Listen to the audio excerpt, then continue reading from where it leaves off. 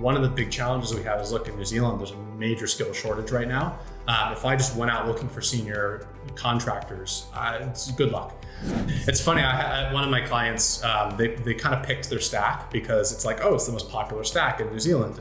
We'll be able to find people, no problem. And then what they didn't realize was that put them in competition with Xero and Serco and all the major corporates who are right now snapping up the best talent, paying above market wages or whatever they're doing.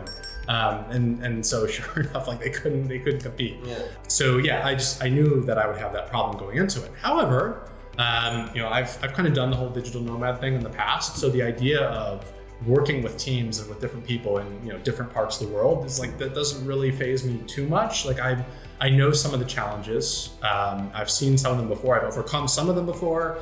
Some of them I haven't, but I know enough now that I feel pretty confident I could. And so I thought we'd give this a try. And so yeah, worked with it. Really helped that the developers. So I have now sort of these 4.5 developers. I say half because there's one person on a part-time basis. Okay. But these 4.5 developers in Buenos Aires and 2 developers here in Auckland. And I did have a lot of concerns going in. So some of it was just general, communication. Like, look, how good is their English, right? Because to be honest, my Spanish is even worse than my English. It's like, will we be able to communicate? Also time zone. So, for the morning in New Zealand, it's like getting towards the end of the afternoon, towards early evening in Argentina. Will that work? Are they going to maintain a schedule? How do we do that? And also the most critical thing was, I really want it to feel like there's one team, right? I mean, by necessity, there'll be 2 squads. There has to be, like, there's no way. But I don't want it to feel like we have 2 siloed teams that just kind of, meet in the mornings/evenings for stand-ups. Like, I want it to feel like one team. I want cross-training. I want developers in Auckland to pair with developers in Buenos Aires and so on, and vice versa and so on. There's only 2. Anyway, so that was like my concerns going into it. And so what I would say, some of the things that really helped with that are, one, the team, the squad in Argentina, like they're a team. Like they've been working together for years. They already know each other. They know how to work together. They communicate really well. Like they understand, they can communicate technical concepts. And when the senior dev is talking architecture, like they know where he's coming from because they've done this stuff before.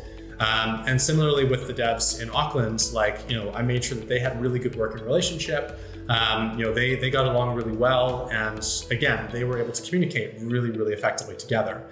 And so then I kind of had to trust that there would be really good overlap. And fortunately, this group, they really, really do get along really well. Like they are comfortable talking to each other. When one of the devs here gets stuck, they can reach out to one of the devs over there and vice versa. And it's not perfect. So, there is about 4 hours of the day when the Argentina devs are kind of on their own. There's about 4 hours of the day when the New Zealand devs are on their own, but then there's a nice about 4 hours of overlap.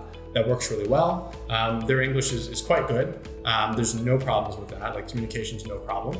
I mean, it's not the same as having, the whole team in one place, right? So, no, of course it's not. But one of the things that I love from your initiative is that it's an opportunity to develop juniors here in New Zealand instead of just giving the work to seniors overseas. Yeah. It's a very good combination to be able to have seniors available at the same time that you are developing juniors.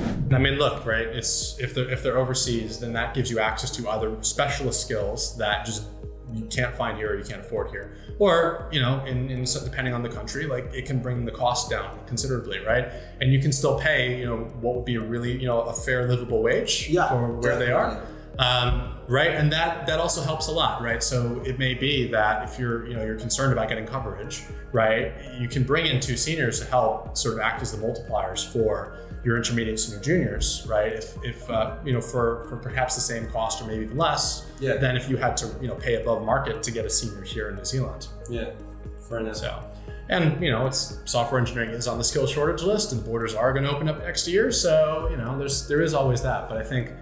I don't think that if I just had a team in Argentina that I was just outsourcing the work to, I don't think this project would have gone nearly as well as if I had developers here that I could kind of interact with face to face and kind of sort of by proxy then talk to the entire team.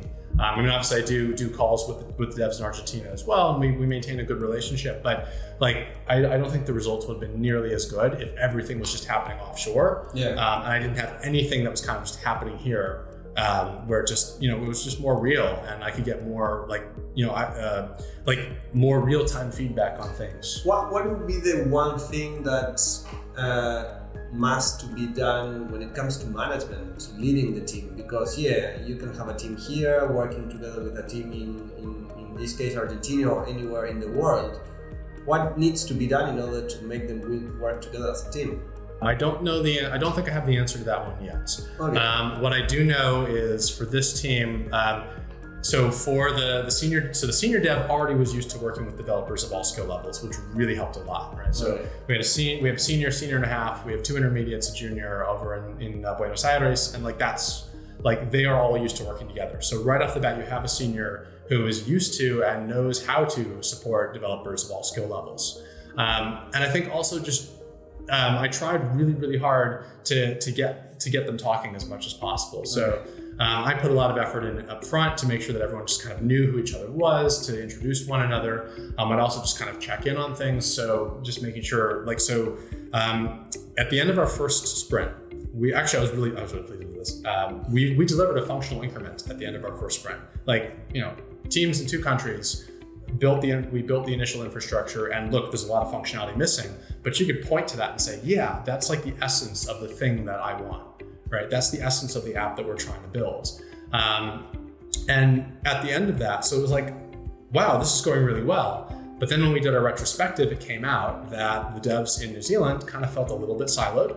So they were we felt like we had to upskill in a lot of stuff really fast, and it was all kind of happening without our input. And so we were kind of just getting sort of siloed into more just of a testing role, right? Which, and as a team, we discussed that. Look, stuff happens. It's not that you don't want there not to be problems. Actually, if anything, problems are good usually, because problems kind of make people grow and learn and change. So we discussed it, and we came up with ways as a team. Honestly, I had very little to do with it. I just facilitated. Oh, but it's no. It's you are there making them talk between them. True. Okay. Yeah. I got everybody in the room. That was my But that's thing. A lot. I guess that in order to maybe an option to answer the question I made is don't think that it's gonna don't think that's gonna work well just by putting them to work together. It's you still need to make sure that they are working together. True. Yeah, totally. And so sure enough, in that retrospective, they had some really good, healthy conversation. Obviously the devs, as in a lot of cases when you have conflict, the devs in Buenos Aires, we're really sorry. We didn't realize that that's what was happening. How can we improve it? When you're making architecture discussions, maybe you could also include us. And when we're doing we want code review, we need to figure out how to get more quicker feedback, right? Don't just sort of review your own code, try to review code from the other squad. So they came together, and of course me just knowing how some of these things work, I was able to just kind of actually that's not a bad idea. We did that with another team, it worked really well. That's interesting. Maybe let's find some ways to make that right. And it's all experimentation. So we were let's try this. So I captured all the sort of outcomes as action items, and we're going to try this for this sprint, for this upcoming sprint.